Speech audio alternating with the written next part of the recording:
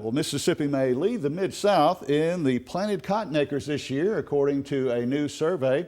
Also ahead in the markets for this week in February, it's time to sell some of the beans you haven't even planted yet. And if you're a corn user, it's time to purchase some grain, while more demand is needed to support cattle prices. The results of the Cotton Council's annual Planting Intention Survey are out, and the Mississippi number may surprise a few folks. Nationally, cotton acreage is projected to be over 9% larger than it was last year.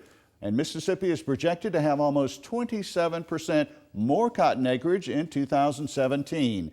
That is the largest year-over-year increase of any state in the Mid-South.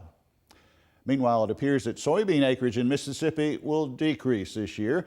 Trader Tom Fitzenmeyer says the upside on new crop soybeans is pretty limited in this market nationally. He thinks it's time to sell some of what you plan to grow.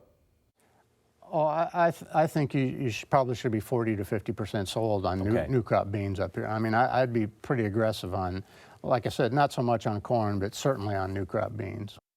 Especially if you're one of those people that's going to plant more beans this year, then you'd really want to get those sold, I think. Meanwhile, old crop corn seems to be in a broad sideways pattern here in February. Analyst John Roach says this is an important month to be on your toes marketing, especially if you're a buyer and user of corn. The producers who need to generate cash flow and the users who need to accumulate inventory. What we think is important for the user right now is to pay attention to the time of the year. This is February. This is the time of year when markets tend to make some sort of a low relative to what's going to happen out in the spring and summer. So we think feed users should be paying close attention here. Look for buy signals in corn to accumulate the needs, your feed needs through the summer months. You want to get things bought now when the market appears to be oversupplied rather than have to chase the market during some sort of a weather concern that normally comes around in the spring to summer of the year.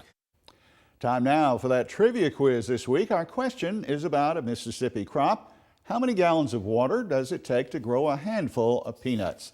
Is the answer 10 gallons, 18 gallons, 93 gallons, or 98 gallons? We'll tell you which one is correct coming up. The Associated Press reports that 5 former chicken farmers, one each from Mississippi, Alabama, North Carolina, Oklahoma, and Texas, are filing a federal lawsuit against 5 poultry processors. The farmers allege that the contract grower system used by Tyson, Pilgrim's Pride, Purdue, Koch, and Sanderson Farms, quoting here, keeps farmers living like modern-day sharecroppers on the ragged edge of bankruptcy. The former producers are seeking class action status for this lawsuit that was filed in Oklahoma. The signals are pretty obvious in the latest cattle inventory report. More beef is about to begin coming down the supply pipeline. Extension livestock economist Josh Maples says better prices for farmers will have to come from increased demand. What is the growth in beef cow numbers in that inventory report tell us, Josh?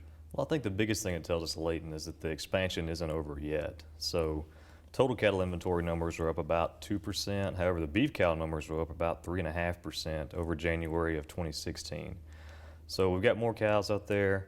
For our part here in Mississippi, we actually saw a 5% decrease in beef cows, but that was primarily driven by the drought conditions last year.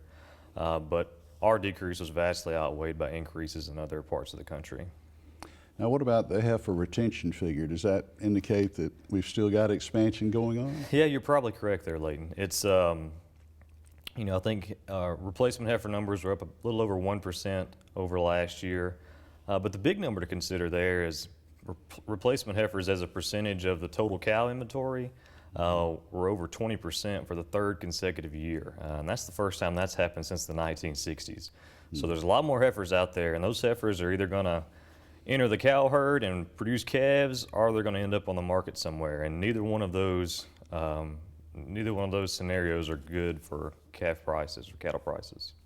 So it is a bigger than expected calf crop in this report. Correct, yep. So calf crop was up about 2% over last year. So one thing to consider there is the calf crop is of course a lag result of the cow and heifer herd. So this larger calf crop this year was a result of the increase we saw last year. Using that same logic, we can go ahead and expect a larger calf crop this year as well. So what's the fallout of all these numbers as far as cattle prices down the road? Yeah, so I think the big story again is the expansion isn't quite over yet. And so talking about prices, that means that we shouldn't expect any supply support for calf prices or for cattle prices in general. So if we look back to the 2014, 2015 record high prices that we experienced, those were driven by a shortage of cattle. So we had really low cattle numbers, and so there was supply support for higher prices. Given the inventory numbers that we have right now, we shouldn't expect there to be any support for higher prices specifically due to supply. So any encouragement or any support for prices is going to have to come from increased demand. Back to the trivia quiz now as we wrap things up in the markets for this week. It was a peanut question, and the answer is B. It takes 18 gallons of water to grow an ounce, or about a handful worth, of peanuts.